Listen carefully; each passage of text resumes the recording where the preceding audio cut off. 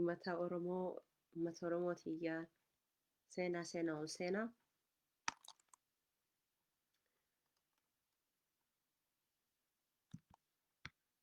Waan hedduun gama ummata Oromoo keenya irratti kakaasaa jiranii. Ol seenaa anaa dhufu. Let's get my screen ready. Next.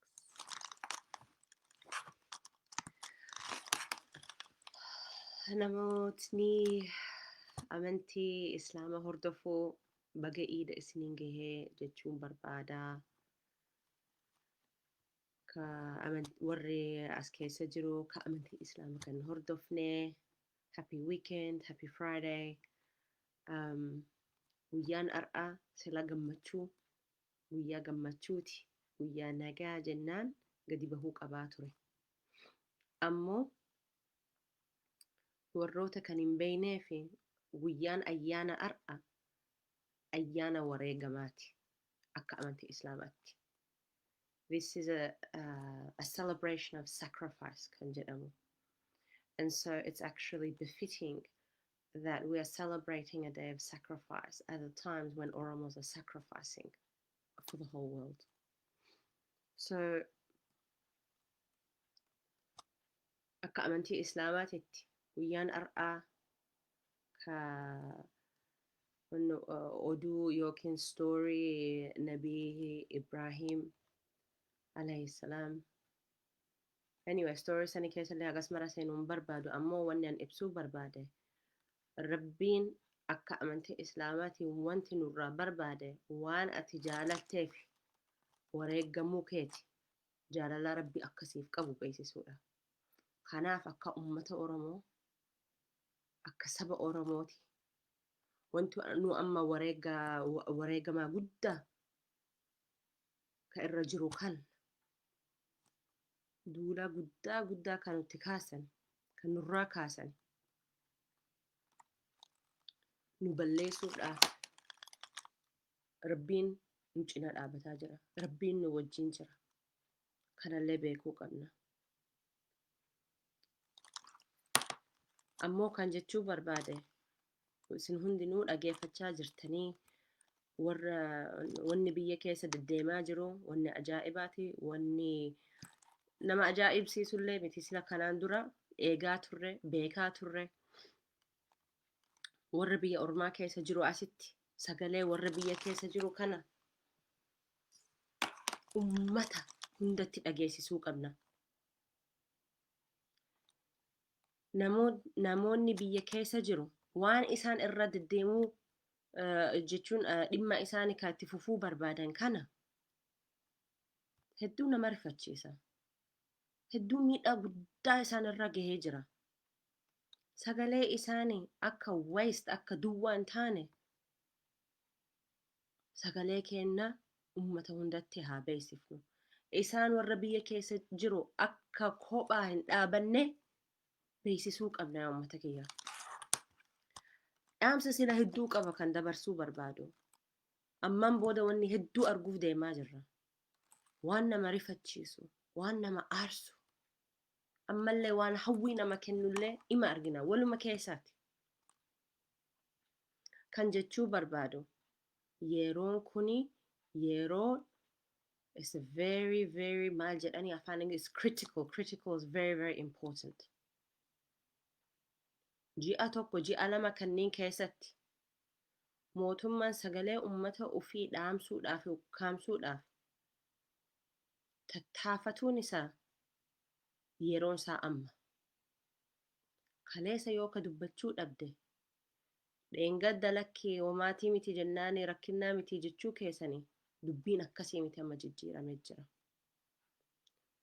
Waan ijoolleen keenya biyya keessatti ka ufuma barbaadan ka ufumaa murteessan cinaa dhaabachuu qabna. Warri biyya keessa jiraatan ka godaananii baqatanii biyya alatti jiruu ofii tiksan amma garagalanii garagaluun isaan irra jira. Nulle cal'isuu hin qabnu itti fufuu qabna. wannan jechuu qabu har'a hagas marallee dheeraa miti dhaamsi kiyya. Guyyaan har'a iida waan ta'eef jecha xiqqoo waanillee akka isin uf qophooftani eeguun barbaada. Eeguun immoo hanga boruutitti qofa. Boruu iftaan walitti deebina ummata kiyya.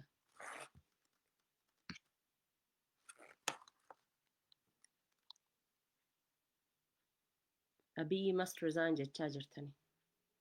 Biyya ofillee akkasuma jechaa jira yaa ummata kiyya. Sila odoo inni Oromoo kana qabatee waliin hojjete waliin dalagate dubbiin haganallee hin gahu. Abiy akka hojii isaa hojjechuu hin dandeenye Oromoon ni beekti. Addunyaallee ni beekti. Kana hundarra quba qabna. Inni immoo garagalee rakkoon isaa hojii isaa akka hojjechuu hin dandeenye garagalee ummata Oromoo irratti darbuu fedha. Qeerroon keenya terroristiidha. Warra biyya ormaa keessa jirutu nu rakkisaa jirani malee warra biyya keessa jiru rakkoon qabanii jechuu jedhan. Isaanii Itoophiyaa keessa jiraatanii daan Itoophiyaa jedhanii maal jechuudha kuni jedhanii Oromoon rakkoo malee wanni biraan barbaadan jechanii propaganda isaanii mataa dhiquu isaanii tattaafatu eegalan. Keessattuu ji'a kanniinfaa keessatti waan ajaa'iba hanguma danda'an akkuma Haacaaluu fixatan akkuma hoggana keenya mana hidhatti galchan ammallee ittuma fufanii kanumarraa dalaguu isaanii qophiidha isaanis. Nullee qopheessuu qabna. Sila qophiidha. Ammoo kagarsiisuu qabnu yaa ummata kiyya har'a kana ka isin dhaammachuu barbaade. Please. Nama arrabsuu dhiisi. Waan jechoota kanniin kan nama xiqqeessu kana ofirra dhiifneetiin waan nu barbaanne kana itti fufuudhaaf. Wanti nu barbaannu kana irratti dubbachuudhaaf. Nageenyi ummata Oromoo barbaanna.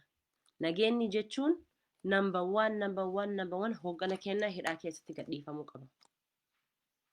Laalaa jiranii quba qabanii bar. Addunyaan madaalaa jiranii amma. Biyya kana bulchuudhaa eenyu wayya Abiyyi moo Jawaar? Lamaan keessa tokko ta'uu qaba. Jawaar amman booda gadhiisuu hin danda'ani.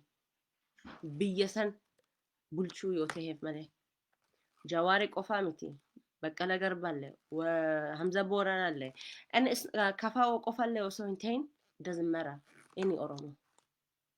Very important amma kan itti fufuu qabnu torbaan kana keessatti torbaan itti aanu kanneen fa'a. Waan nu barbaannu kana akka hin xureessine dubbii keenya maqaa keenya Oromummaa keenya akka hin xureessine ummata hundatti haa yaadachiifnu.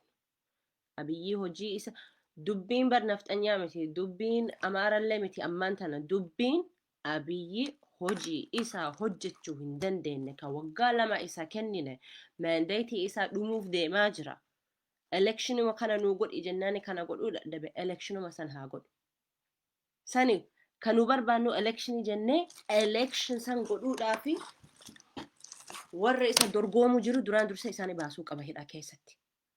No question wanni tokkollee godhuu hin danda'u hanga isaan gadhiifamu. Akkuma dhageenye kanaan dura dubbiin Oromoon yakka dalaydii yakka waan dalaganiif jecha karaa siyaasaatii karaa politikatti seenuu hin danda'an jedhanii afaan keenya ija keenyallee cufuu barbaadan. Wanni kun hin ta'u. Miidiyaa keenya kanniin faa jabeessine nullee uf jabeessine wanti nu barbaannu karaa ittuma fufne amma bar diina keenya nutti dhufanii akka karaa biratti nu garagalchuudhaaf akka kallattii bira qabsiisuudhaaf lakki akkasii miti dubbiin akkanaati Oromooti nama ajjeesuu jaalattaa miti jedhanii si arrabsan. Haa fedhan yoo si arrabsanillee fudhachuun qabdu. Isaanitti aaruun qabdu. Hin deebisinillee dalaguma keenya kanatti fufuu qabna.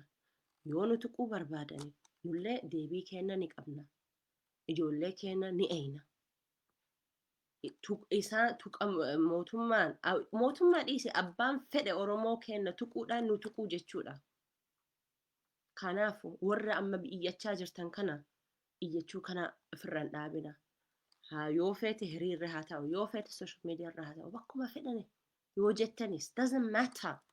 Karuma isin dandeettan life and death ka jedhamu sagalee yoo qabaatan sagalee keessan kanatti fayyadamaa yaa ummata kiyya. Yeroon kenna ammaatti. Boruu maali kanneen faa sila odoo yeroo qabanne sila jechuun hin jiru ammaan booda. This is the time. Speak up. Do what you need to do. We need our leaders now. They must be released yesterday. Not today, not tomorrow.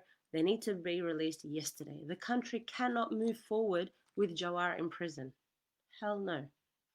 Kanaaf jecha bar amma Oromoo kan amma ka'anii ka hiriiratti bahuu fedhan. Nagayaan barbaadanii nageenni san qabatanii caccabsanii mana hidhatti isa galchuu kana rakkoo barbaadu jechuudha yaa ummata kiyya.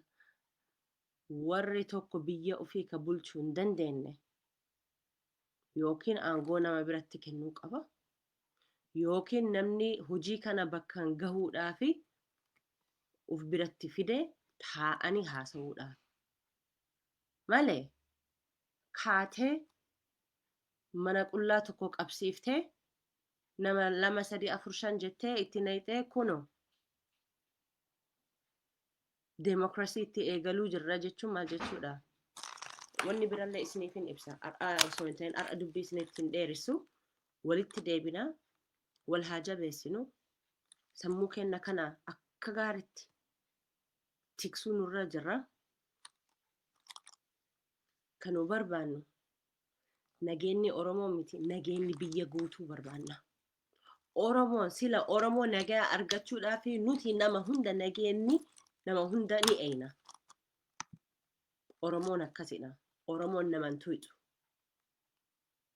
Nuti democracyif jecha ka'aa jirraa bar.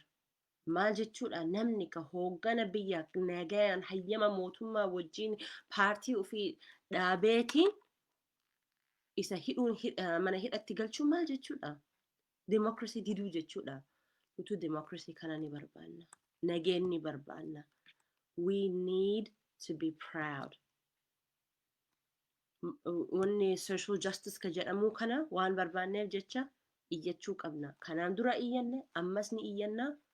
Nuti nama miidhuufi miti nageenyi nama waan oolchuufi waan jiraachisuu barbaanneef jecha haala kanatti dhufnee jechuudha. Isaan immoo waan fedhan yoo jedhanillee uf qopheessu nurra jira yaa ummata kiyya. Nuyi miti sagaleen keenya ka beeksisuu qabnu sagalee isaanii. Warra biyya keessa jiru waan ufii barbaadan ni beekan.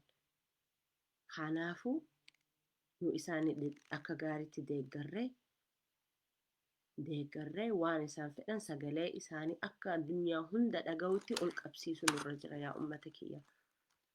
Dhaamsa kiyya asumatti raawwata walitti deebinee waan hedduu haasa'uu qabna bara ammaan booda.